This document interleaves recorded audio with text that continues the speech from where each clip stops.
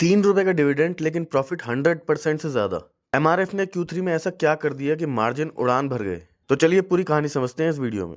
तो दोस्तों एमआरएफ ने अपने Q3 के रिजल्ट डिस्क्लोज कर दिए हैं और इस बार नंबर ही नहीं, नंबरों के पीछे की कहानी भी काफी दमदार है। लेकिन उससे पहले एक छोटी सी जरूरी जानकारी। कंपनी की तरफ से ₹3 प्रति शेयर का डिविडेंड अनाउंस किया गया है। डिविडेंड बहुत बड़ा नहीं है, लेकिन रिकॉर्ड डेट रहेगी 13 फरवरी। तो अगर आपको डिविडेंड चाहिए तो 13 फरवरी याद रखिएगा। तो चलिए अब चलते हैं असली गेम पे, Q3 के नंबर्स पे। सबसे पहले बात करते हैं रेवेन्यू फ्रॉम ऑपरेशंस की। पिछले क्वार्टर में 7378 करोड़, पिछले साल 7000 करोड़ और इस क्वार्टर में रेवेन्यू बढ़कर 8050 करोड़ के आसपास पहुंच गया है। ईयर ऑन ईयर बेसिस पे देखा जाए तो 15% की जबरदस्त जंप देखने को मिल रही है। क्वार्टरली बेसिस पे देखा जाए तो 10% की तेजी देखने को मिल रही है। मतलब साफ है, रेवेन्यू साल दर साल और क्वार्टर दोनों बेसिस पे ग्रोथ दिखा रहा है। चलिए अब बात करते हैं एक्सपेंसेस की। पिछले क्वार्टर में 6788 करोड़, पिछले साल 6674 करोड़ और इस क्वार्टर में 7180 करोड़।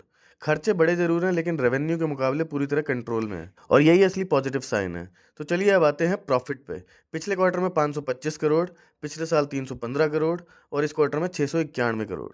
तो दोस्तों ईयर ऑन ईयर बेसिस पे देखा जाए तो प्रॉफिट डबल से भी ज्यादा हो गया है। क्वार्टरली बेसिस पे देखा जाए तो 33% की उछाल देखने को मिल रही है। यानी कंपनी सिर्फ बेच नहीं रही, कमाई भी जबरदस्त तरीके से बढ़ा रही है। तो चलिए अब आते हैं ऑपरेटिंग प्रॉफिट पे। यहाँ तो कहानी और भी ज्यादा मजबूत है। पिछले साल ऑपरेटिंग प्रॉफिट था 425 करोड़, इस बार 994 करोड़।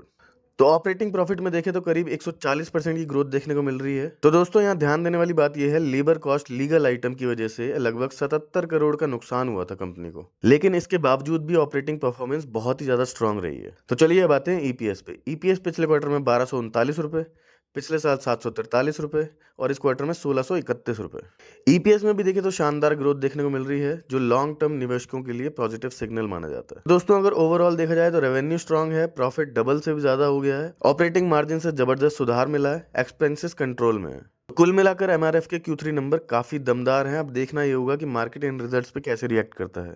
तो अगर आपको ऐसे डीप एनालिसिस पसंद है तो वीडियो को लाइक जरूर करें और चैनल को सब्सक्राइब करना बिल्कुल ना भूलें। धन्यवाद।